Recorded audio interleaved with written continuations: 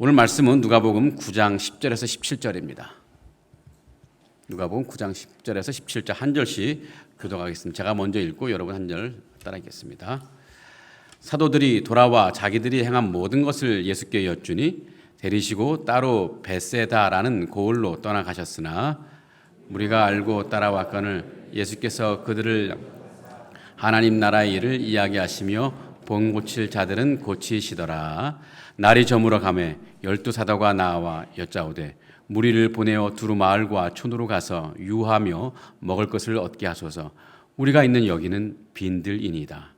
예수께서 이르시되 너희가 먹을 것을 주라 하시니 여짜오되 우리에게 떡 5개와 물고기 2마리밖에 없으니 이 모든 사람을 위하여 먹을 것을 사지 않냐고는 할 수 없습나이다 하니 이는 남자가 한 5,000명 되밀어라. 제자들에게 이르시되 때를 지어 한 50명씩 앉히라 하시니 제자들이 이렇게 하여 다 앉힌 후 예수께서 떡 5개와 물고기 2마리를 가지사 하늘을 우러러 축사하시고 떼어 제자들에게 주어 무리에게 나누어 주게 하시니 먹고 다 배불렀더라. 그 남은 조각이 12바구니에 거두니라. 아멘. 자, 오늘 말씀은 우리가 잘 알고 있는 오병이어 기적 사건입니다. 예수님이 떡 5개와 물고기 2마리로 엄청난 많은 사람들을 먹이신 놀라운 기적 사건입니다. 오늘 말씀엔 남자가 한 5,000명쯤 되었다고 하는데 아마도 여자와 아이들까지 합치면 최소한 10,000명은 될 것입니다. 떡 5개와 물고기 2마리로 이 10,000명이나 되는 사람들을 먹인다는 것은 너무 엄청난 기적이죠. 자, 그런데 이 오병이어 기적 사건에 좀 특징이 하나 있습니다. 그것은 이 예수님의 여러 기적 가운데요, 이 복음서 4권, 즉 마태복음, 마가복음, 누가복음, 요한복음 이 4권에 다 실려 있는 유일한 기적 사건입니다. 각 복음서 기자는 예수님의 여러 기적 가운데서 자신의 신학적 관점에서 중요하다고 여기는 기적들을 선별해서 자신의 복음서에 기록합니다. 그러다 보니까 어떤 기적은 마태복음에 있지만 어떤 기적은 누가복음이나 요한복음에 없습니다. 또 어떤 기적은 마태복음에는 없지만 다른 복음서에 나오는 기적 사건도 있습니다. 그런데 이 복음서 전체에 기록된 예수님의 기적이 딱 하나 있는데 그것이 바로 오병이어 기적이라는 것입니다. 복음서 저자별로 신학적으로 중요하게 보는 예수님의 기적이 각각 다를 텐데 그럼에도 불구하고 신학적 중요성 면에서 유일하게 일치하는 기적이 바로 오병이어 기적인 것입니다. 이 기적이 어떤 면에서 신학적으로 중요하냐 하면 예수님은 이스라엘이 오래 기다려왔던 메시아라는 것을 너무 선명하게 보여주는 기적이기 때문에 그렇습니다.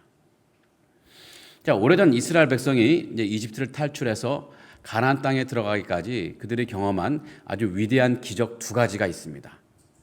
첫째는 홍해를 가르고 홍해를 건넌 홍해의 기적입니다. 이 홍해는 이스라엘 백성들이 이집트를 탈출해서 만났던 가장 큰 이스라엘 백성의 장벽이었습니다. 뒤에서는 이집트 군사들이 탈출한 이스라엘 백성들을 죽이려고 막 달려옵니다. 그런데 앞에는 홍해가 장벽처럼 가로막혀 있습니다. 사면초가의 위기였는데 이 위기에서 벗어나지 못하면 200만 명이나 되는 이스라엘 백성이 다 광야에서 죽을 수 있습니다. 홍해에 빠져 죽든지 아니면 이집트 군사들에게 살육을 당하든지 둘 중에 하나였어요. 자, 그때 하나님은 이 모세를 통해서 홍해를 가르는 기적을 행하시는데 그래서 결국 이스라엘 백성은 그 사이로 통과해서 이집트를 무사히 탈출할 수 있었습니다. 이스라엘 백성이 경험한 또 다른 위대한 기적은 만나의 기적입니다. 이스라엘 백성이 이제 이집트를 탈출하기는 했지만 이 먹는 문제가 굉장히 심각한 문제였습니다. 이 탈출한 이스라엘 백성의 인구가 약 200만 명 되는데요. 그들은 탈출하면서 식량을 가져왔겠지만 얼마나 가져왔겠습니까? 그들은 가나안에 도착하기까지 40년 동안이나 광야에 머물러야 했습니다. 이때 가장 큰 문제가 뭐겠어요? 이 먹는 문제죠. 먹는 문제 해결 안 되면 200만 명이나 되는 이 이스라엘 백성이 다 광야에서 죽을 수밖에 없습니다. 그런데 하나님은 또 이 모세를 통해서 만나의 기적을 베풀어 주십니다. 매일 아침 만나라는 이 특별한 음식을 내려주셔서 광야에서 그들이 40년 동안 굶주리지 않도록 돌보신 것입니다. 이 두 기적이 다 모두 모세를 통해 이루어졌습니다. 그러기에 모세는 이스라엘 백성의 메시아이며 구세주입니다. 유대인들에게 메시아 하면 제일 먼저 떠오르는 인물이 바로 모세인 것입니다. 그런데 오늘 본문에 나온 이 오병이어 기적 사건은 이스라엘 사람들에게 바로 이 만나의 기적 사건을 떠올리게 하고 또 모세를 떠올리게 하는 기적입니다. 오병이어 기적을 행한 예수님을 제2의 모세라고 볼 수 있는 기적인 것입니다. 이스라엘 사람들이 오랫동안 기다려왔던 메시아의 원형이 바로 모세였거든요. 이스라엘 사람들은 장차 메시아가 올 것을 기대했는데 메시아를 기대하게 한 말씀 가운데 하나는 신명기 18장 15절에 기록된 모세의 말이었습니다. 한번 볼까요? 내 하나님 여호와께서 너희 가운데 내 형제 중에서 너를 위하여 나와 같은 선지자 하나를 일으키시니 너희는 그의 말을 들을지니라. 여기서 나와 같은 선지자는 이 모세와 같은 선지자인데 곧 모세와 같은 구원자를 세우신다는 예언이었습니다. 이스라엘 사람들은 이 말씀을 바탕으로 모세와 같은 선지자, 그 선지자를 기다려온 것입니다. 이 다윗 왕국은 주전 587년 이 바벨론 제국에 의해서 짓밟힌 이후에 이 민족, 저 민족에게 계속 유린당해 왔습니다. 그러다가 이제 예수님 당시에는 로마 제국의 통치 아래서 탄압받고 있었는데요. 그러면서 그들은 오랫동안 메시아를 기다려왔습니다. 장차 모세와 같은 선지자, 그 선지자가 오면 다윗 왕국을 짓밟아버린 그 이방 왕국들을 무너뜨리고 다시 영광스러운 다윗 왕국을 세울 것이라고 고대했던 것입니다. 그런데 예수님의 오병이어 기적 사건에서 그런 희망을 본 것입니다. 요한복음에도 이 오병이어 기적 사건이 기록되어 있는데요. 이 기적 사건을 본 사람들의 반응이 요한복음 6장 14절에 잘 기록되어 있습니다. 한번 볼까요? 그 사람들이 예수께서 행하신 이 표적은 지금 오병이어 기적을 말한 것입니다. 이 기적을 보고 말하되 이는 참으로 세상에 오실 그 선지자라 하더라. 예수님이 행하신 이 오병이어 기적 사건을 보고서 사람들이 생각하기를 예수님의 말로 참 이 세상에 오실 바로 그 선지자, 모세와 같은 선지자라고 생각한 것입니다. 예수님은 이 오병이어 이 기적, 이것을 통해서 이 모세와 또 만나의 기적과 일맥상통하는 기적을 베푸신 것입니다. 예수님이 메시아라는 가장 선명한 그 기적을 보여주신 것입니다. 그래서 이 모든 복음서 저자는 오병이어 기적 사건을 각자 복음서에서 빠뜨리지 않고 중요하게 기록한 것입니다. 자, 오늘 말씀으로 돌아가자면 지금 예수님 곁에는 상당히 많은 사람들이 모여들었습니다. 예수님은 지금 조용한 시간을 갖고 싶었던 것 같아요. 예수님은 얼마 전에 제자들을 이제 각 사역지로 파송했습니다. 어떤 능력을 주시고 말씀을 주시고 파송했는데 이제 그들이 돌아왔어요. 이제 그들이 어떻게 사역했는지 또 어떤 일이 일어났는지를 한번 듣고 싶으셨습니다. 또 제자들 역시 사역하면서 궁금했던 것을 예수님에게 묻고 싶었더랬습니다. 그래서 예수님은 이제 제자들만 따로 데리고 벳세다라는 조용한 곳에 가서 머무르려 했습니다. 이 벳사다는 이 갈릴리 호숫가에 있는 아주 작은 마을입니다. 그런데 이 주님의 인기는 어쩔 수 없어요.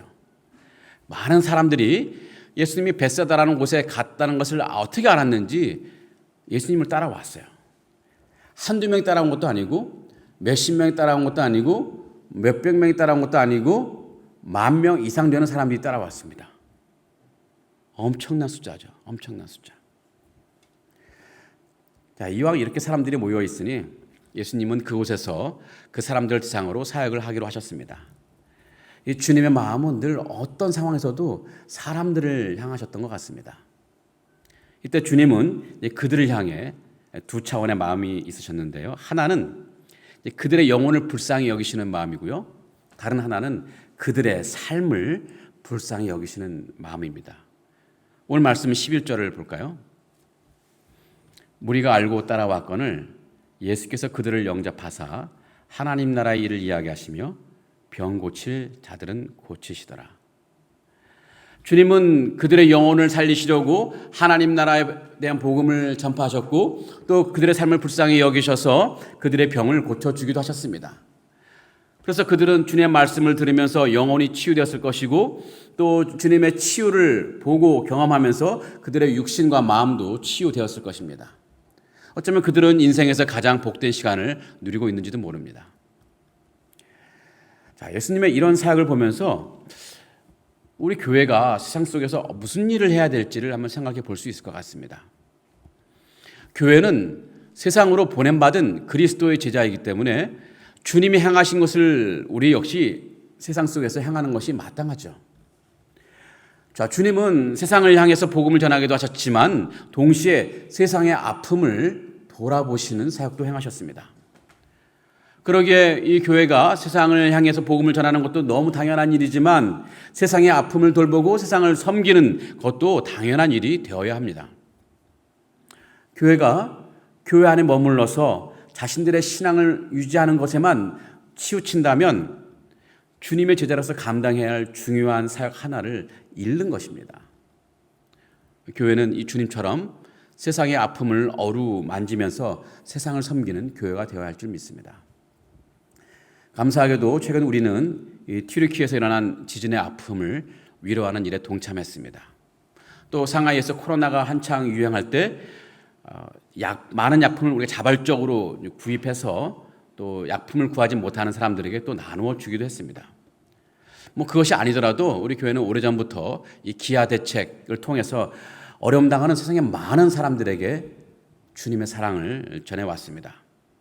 또 보이지 않는 곳에서 이런저런 사역을 통해 세상을 섬기는 사역을 계속 해왔는데 앞으로도 우리 교회가 이렇게 계속 세상을 섬기는 사역을 계속 해야 할 줄 믿습니다. 여러분 그런 사역을 하자고 할 때 여러분 적극 참여해 주시기 바랍니다. 여하튼 예수님께서 그곳에 모인 사람들의 영혼과 육신을 이제 치료해 주셨는데 그곳에 새로운 문제가 생겼어요. 날이 저물어서 사람들이 저녁 식사를 해야 하는데 그런데 그것이 가능하지 않은 곳이었습니다. 왜냐하면 지금 그들은 모두 이 빈들에 있기 때문에 그렇습니다. 빈들에 있어요. 이 빈들이라는 말은 헬라어로 에레모스토포스라고 하는데요. 에레모스토포스. 그 의미는 황량한 곳, 버려진 땅, 그래서 광야를 가리키는 말입니다. 이 광야라는 곳이 시적 감성으로는 참 멋진 곳 같지만 실제로는 사람이 살기에 굉장히 불편한 곳이며 또 하룻밤 지내기에도 힘든 곳입니다. 이 광야는요, 낮에는 너무 덥고 밤에는 너무 춥습니다. 또 광야는요, 맥도날드도 없어요. 스타벅스도 없어요. 허마도 없고 편의점 로선도 없습니다. 물도 없고 화장실도 없습니다. 그저 뱀이나 정갈들이 여기저기 눈에 띄고요. 사막의 여우가 가끔 멀리서 물끄러미 바라보다가 사라지는 그런 곳입니다. 나무가 없으니 그늘도 없어서 햇살이 쏟아지면 그대로 받고 견뎌내야 합니다. 무엇보다 먹을 것이 없어요. 먹을 것이 없어요. 당시 유대인들은 하루에 식사를 2번 했다고 합니다. 오전 10시쯤에 아침 식사를 하고 해가 질 무렵, 즉 6시경에 저녁 식사를 했습니다. 오늘 말씀 나오는 본문 배경도 해가 질 무렵이었습니다. 저녁 6시쯤 됐는데 이제 그들이 얼마나 배고팠을까요? 그때 이제 사람의 아픔을 돌보시는 주님께서는 그들을 좀 뭔가 먹이고 싶으셨던 것 같습니다. 그래서 주님은 제자들에게 명령하죠. 13절에 너희가 먹을 것을 주라. 너희가 먹을 것을 주라. 자, 주님의 이 명령에 제자들은 굉장히 당황했을 것 같습니다. 10,000명 정도 되는 사람에게 먹을 것을 주라는 주님의 말씀은 현실을 몰라도 너무나 모르는 그런 말씀이었기 때문에 그래서 제자들이 대답하죠. 13절에서 대답하는데요. 우리에게 떡 5개와 물고기 2마리밖에 없으니 이 모든 사람을 위하여 먹을 것을 사지 아니하고서는 할 수 없사옵나이다. 지금 제자들이 갖고 있는 음식은 겨우 떡 5개와 물고기 2마리밖에 없습니다. 이 요한복음에 의하면 떡 5개와 물고기 2마리는 이 어린아이가 가져온 도시락으로 가져온 작은 그 음식인데 얼마나 작은 양이겠습니까? 자, 그런데 지금 현실은 어떻습니까? 음식을 먹어야 할 사람들이 최소한 10,000명 정도 있는데 갖고 있는 음식은 뭐예요? 떡 5개와 물고기 2마리예요. 아니, 이것을 어떻게 그 사람들을 먹인단 말입니까? 더욱이 이것은 빈들입니다. 음식을 구할래야 구할 수가 없는 광야입니다. 어떻게 이들을 먹일 수 있을까요? 그러니 제자들의 대답은 현실에 바탕을 둔 충분히 일리 있는 대답이었습니다. 자, 주님은 현실에 바탕을 둔 참 일리 있는 제자들의 의견을 충분히 들으셨지만 그것에 매이지 않고 제자들에게 떡과 물고기를 건네받아서 하늘을 향해 축복의 기도를 올려드립니다. 그리고 그 떡과 물고기를 제자들에게 다시 돌려주면서 사람들에게 나누어 주라고 하는 거예요. 제자들은 주님의 이런 행동과 말씀을 잘 이해하지 못했지만 그래도 주님의 말씀이니 그대로 행하죠. 어떤 일이 일어났을까요? 이 제자들이 떡과 물고기를 이 사람에게 나누어 줬는데 제자들 손에는 여전히 떡과 물고기가 남아 있습니다. 이 맛만 보라고 조금씩 떼어진 게 아닙니다. 각 사람들이 배부르게 먹을 수 있도록 왕창 나눠준 거예요. 그뿐이 아닙니다. 그들이 먹고 남은 조각을 다 모아보니까 12광주리, 12바구니에 가득 되어 있었습니다. 떡 5개와 물고기 2마리, 어린아이가 먹을 수밖에 없는 이 분량이 작은 음식으로 10,000명 이상의 사람들을 배불리 먹이게 하고도 남았습니다. 기적이 일어난 것입니다. 아주 탁월한 기적이에요.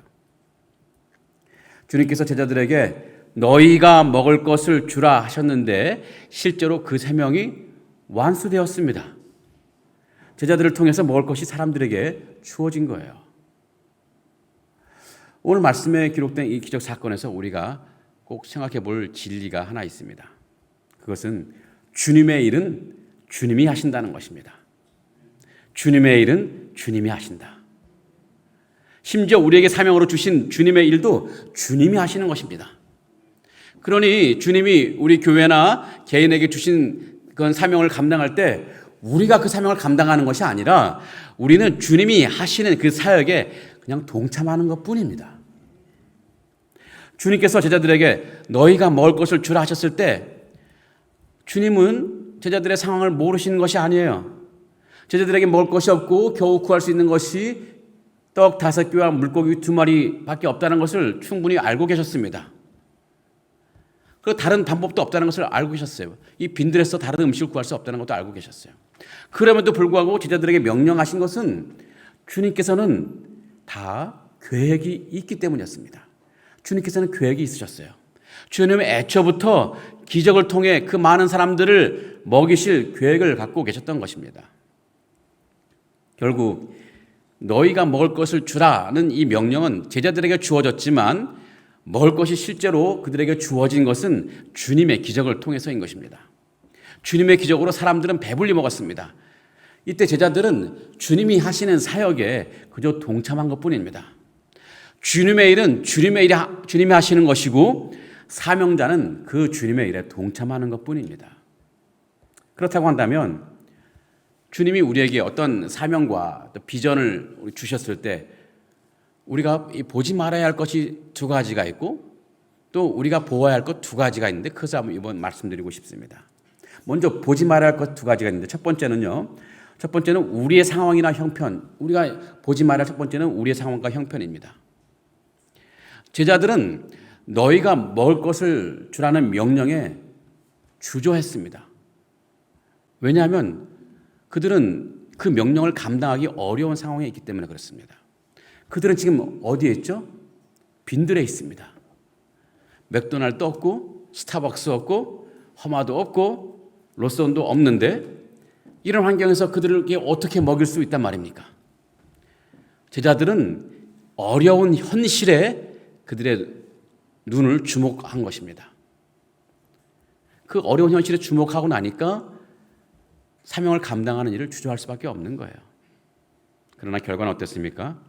그 빈들의 환경에서도 사람들은 배불리 먹고도 12바구니나 남는 그런 음식을 갖게 된 것입니다. 우리가 사명을 감당하는 것을 방해하는 것은 빈들과 같은 힘겨운 상황이 아닙니다. 우리가 사명을 감당하는 것을 방해하는 것은 이 빈들이기 때문에 힘들 것이라고 미리 포기하는 그 마음입니다. 빈들과 같은 힘겨운 상황이 아니라 빈들이기 때문에 힘들 것이라고 미리 포기하는 마음이 우리 사명을 감당하는 방해 요소입니다. 사실 그 마음의 바탕엔 하나님에 대한 불신이 깔려 있습니다. 하나님은 아무리 능력이 좋아도 이 빈들에서는 아무것도 못하실 거야 하는 그런 불신이에요. 이 빈들의 장애물을 극복하지 못할 것이라는 불신입니다. 그러나 그 불신은 정말 잘못된 신념이죠. 하나님은 못하실 것이 없는 분이시죠. 아무리 상황이 열악해도 하나님이 행하시기로 하신 것이라면 어떤 상황에서도 하나님 뜻은 분명히 이루어지게 되어 있습니다. 자, 오히려요, 빈들과 같은 어려운 상황은 하나님의 일하심을 우리가 생생하게 목격할 수 있는 너무나 좋은 기회입니다. 이 좋은 상황에서 어떤 뜻이 이제 이루어졌다면 이것이 뭐 이 하나님의 은혜인지 아니면 뭐 자연적인 현상인지 구별이 잘 안 되죠. 여러분, 좋은 병원에서 치료받는다면 야, 이게 좋은 의사가 치료한 것인지 하나님이 치료한 것인지 헷갈릴 수 있죠. 하지만 열악한 병원이 없는 곳에서 내가 치료받았다면 뭐 하나님의 은혜라고 알 텐데, 이게 빈들도 마찬가지예요. 빈들은 하나님의 능력이 아니면 사명은 도무지 이루어질 수 없는 곳이기에, 만약 그 사명이 제대로 성취되고 이루어진다면 그것이 바로 야, 정말 하나님의 능력이구나, 우리가 그것을 하나님의 일하심을 생생히 목격할 수 있는 너무나 좋은 환경이라는 것입니다. 그러므로 우리가 이제 빈들의 상황에서 어떤 사명이 주어졌을 때 우리가 품어야 할 태도는 무엇이겠습니까? 그 빈들 때문에 낙심할 것이 아니라 그 빈들에서 하나님이 어떻게 그 일을 이루어내실 것인가를 기대하는 것입니다. 우리 교회도 그렇고 각 개인에게도 어떤 사명이나 주어지거나 어떤 제안을 받았을 때 저는 이런 환경 때문에 저런 환경 때문에 할 수 없어요 라고 할 것이 아니라, 이런 환경 저런 환경이지만 하나님이 행하실 것 너무 궁금해요 하는 마음으로 하나님이 행하실 수 있다는 것을 충분히 믿음을 갖고 그 사명을 감당해 보는 것입니다. 하나님이 어떻게 행하실지를 기대하는 마음으로 그 사역에 참여하는 것입니다. 제가 바라기는 우리 모두 여러분 환경을 뛰어넘는 사명자가 되기를 주님의 이름으로 축복하고 기원합니다. 자, 우리가 이제 사명을 감당하려고 할 때 보지 말아야 할 두 번째가 있는데, 그것은 우리의 능력입니다. 우리의 능력. 제자들이 주님께서 너희가 먹을 것을 주라는 이 명령에 제자들이 또 주저한 또 다른 이유가 뭐냐면 자신의 능력이 연약하다고 생각했기 때문에 그렇습니다. 자, 그들에게 있는 것은 고작 떡 5개와 물고기 2마리밖에 없습니다. 이것으로 어떻게 그들을 먹일 수 있습니까? 우리가 가진 자원, 우리가 가진 능력 너무나 부족한데 이거 어떻게 감당할 수 있습니까? 그러니 그들은 이 사명을 감당하는 일을 주저한 것입니다. 자신의 부족한 자원이나 자신의 부족한 이런 능력에 주목하니까, 거기에 마음이 빼앗기니까 그들은 사명을 감당하는 일을 주저한 거예요. 하지만 주님은 떡 5개와 물고기 2마리를 통해서 정말 수많은 사람들을 먹이셨고 또 12바구니에 남는 음식을 만들어내셨습니다.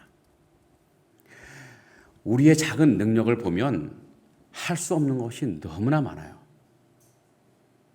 하지만 주님께서 너희가 먹을 것을 주라 하셨을 때는 그 작은 능력을 통해서라도 하나님이 그 일을 이루어내실 것이라는 것을 믿는 믿음이 우리에게 필요합니다. 우리의 능력이 작다고 사명 감당하는 것을 주저하는 것은 우리가 하나님에 대한 일을 오해하기 때문에 그렇습니다. 이미 말씀드렸지만 내 힘으로 모든 것을 감당해야 한다는 것은 오해입니다. 하나님의 일은 하나님이 하시는 것이고 우리는 그저 그 일에 동참하는 것뿐입니다. 주님께서 그 무리를 먹이실 때 떡 5개와 물고기 2마리 전혀 부족하지 않았습니다.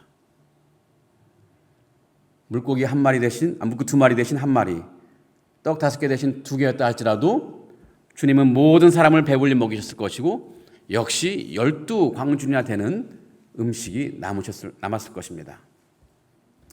그러므로 성도 여러분, 하나님이 뜻하신 일이라면, 하나님이 우리 교회와 우리 각각 개인에게 주어진 사명은 어떤 상황에서도 어떻게 해서라도 반드시 성취되고 이루어질 것입니다.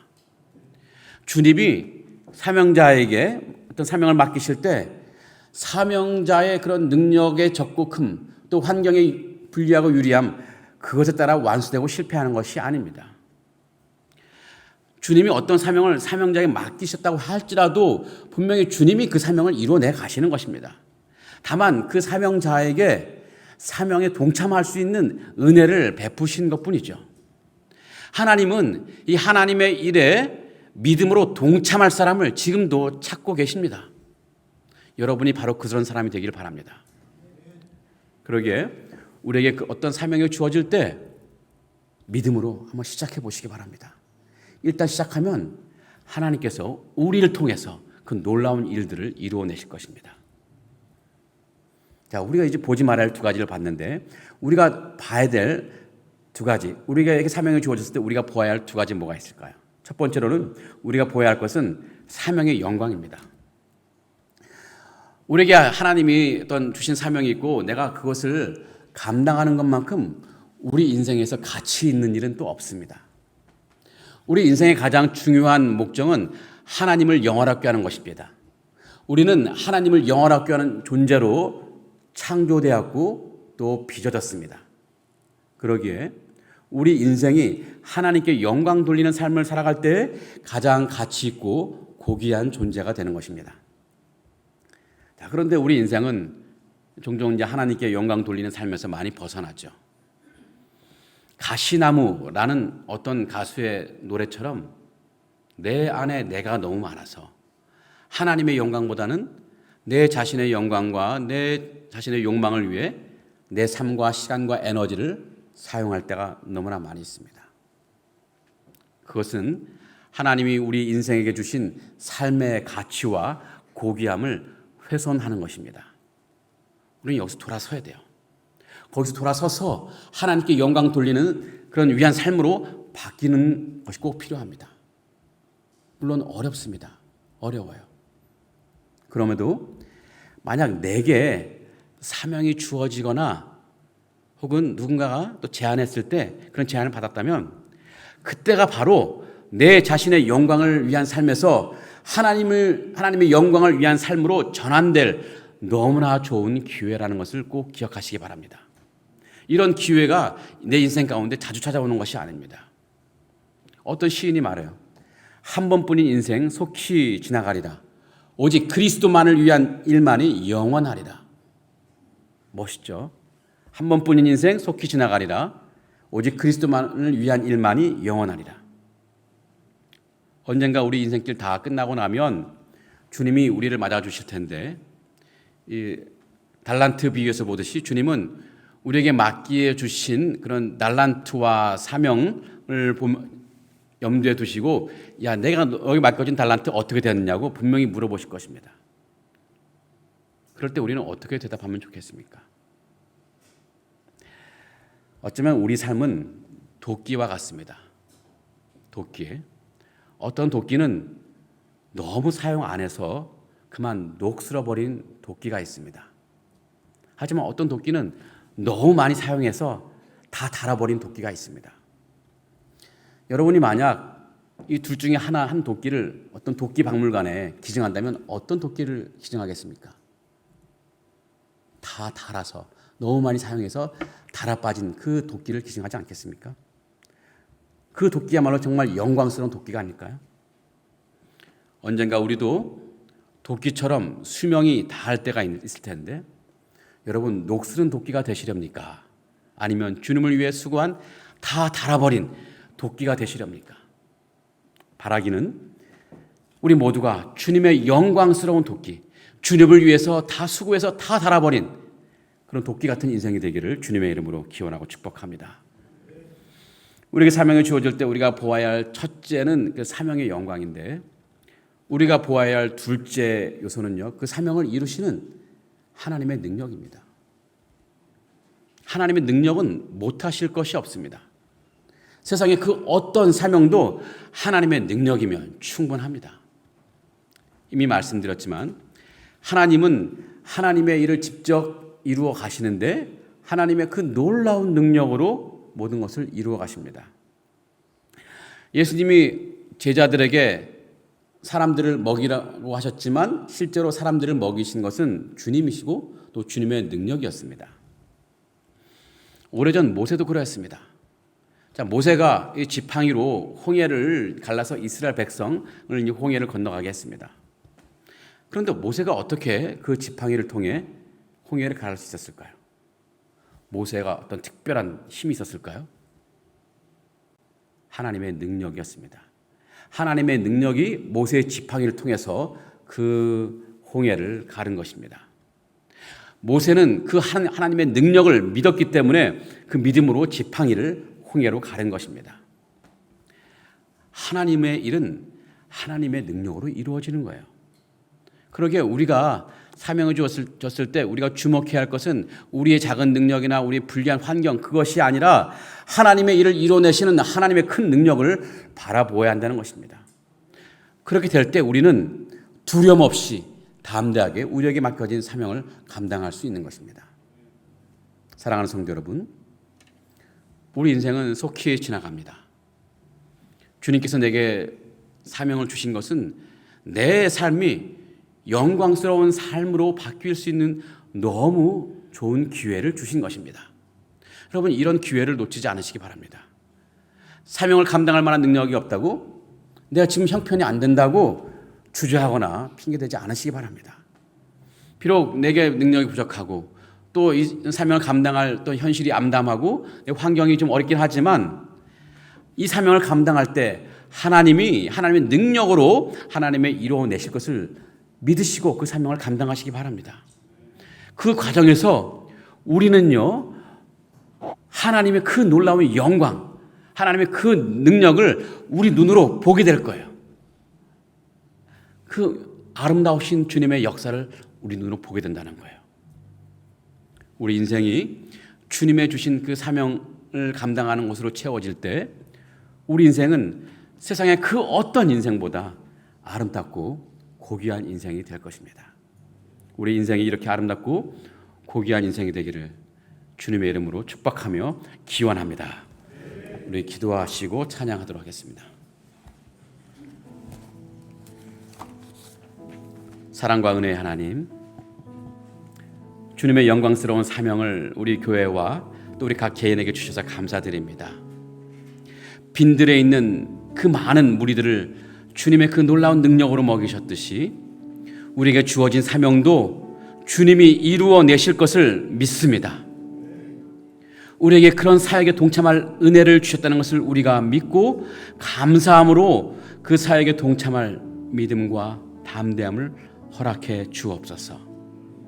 우리의 거친 환경, 이런 것에 마음 뺏기지 않게 하시고 우리의 작은 능력, 이런 것에 우리가 두려워하지 않게 하시며 오직 모든 일을 넉넉하게 이루어 가시는 하나님의 능력을 의지하며 우리에게 주어진 영광스러운 이 사명을 기쁨으로 감당하는 우리가 되게 하여 주시옵소서. 우리에게 주어진 이 인생의 귀한 시간을 허비하며 녹슬어 사라지는 도끼가 아니라 주님을 위해 수고하고 헌신하다가 닳아서 사라지는 도끼처럼 살게 하여 주시옵소서. 언젠가 만날 주님의 위로를 기대하며 오늘 우리에게 주어진 사명을 열심히 감당하는 우리 교회가 되게 하시고 우리가 되게 하여 주시옵소서. 우리의 영원한 구주이신 예수님의 이름으로 간절히 기도합니다. 우리 다 같이 일어나셔서 전능하신 나의 주 하나님 하시겠습니다.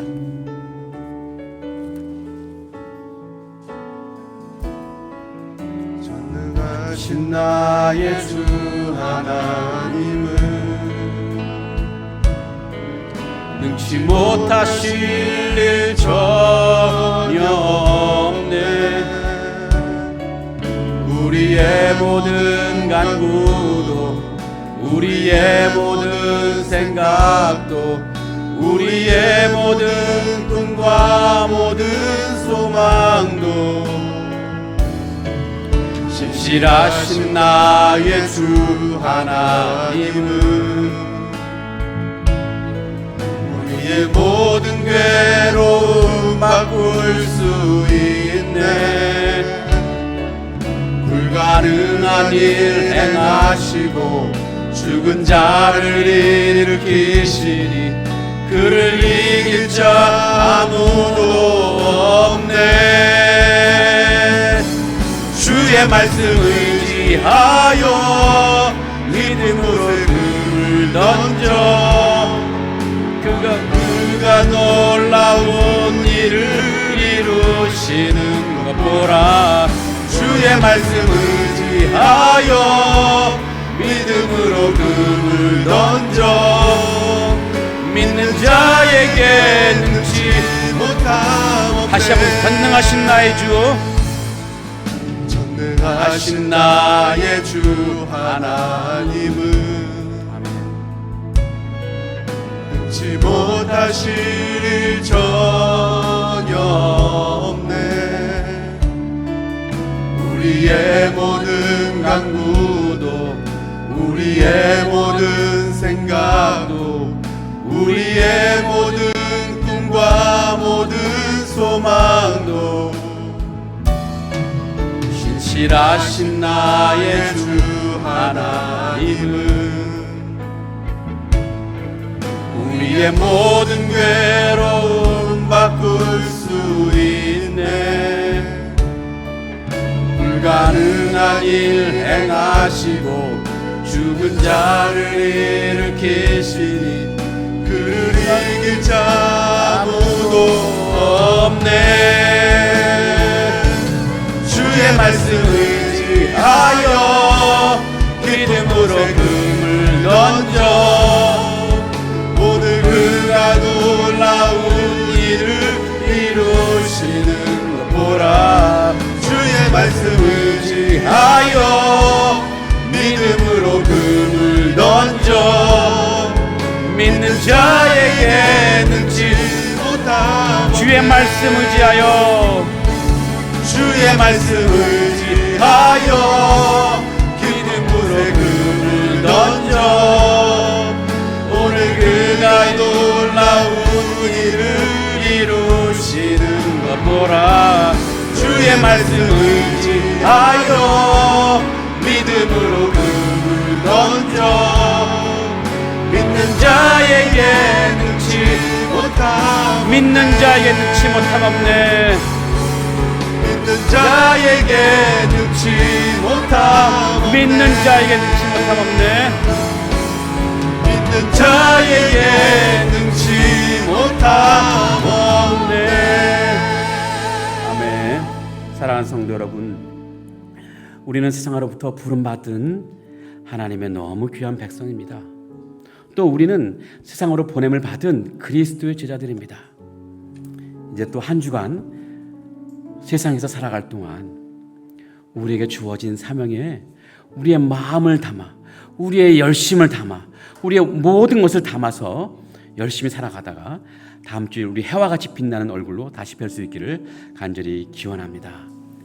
이제는 우리 주 예수 그리스도의 은혜와 하나님의 사랑과 성령 하나님의 인도하심이 우리에게 주어진 환경이 녹록치 않고 우리에게 있는 능력이 변변치 못해도 오직 주님의 능력을 의지하여 주님이 주신 영광스러운 사명을 열심히 감당하기로 결심하는 상하이 연합교회 모든 성도들 머리 위에 지금부터 영원토록 함께 계실지어다. 아멘.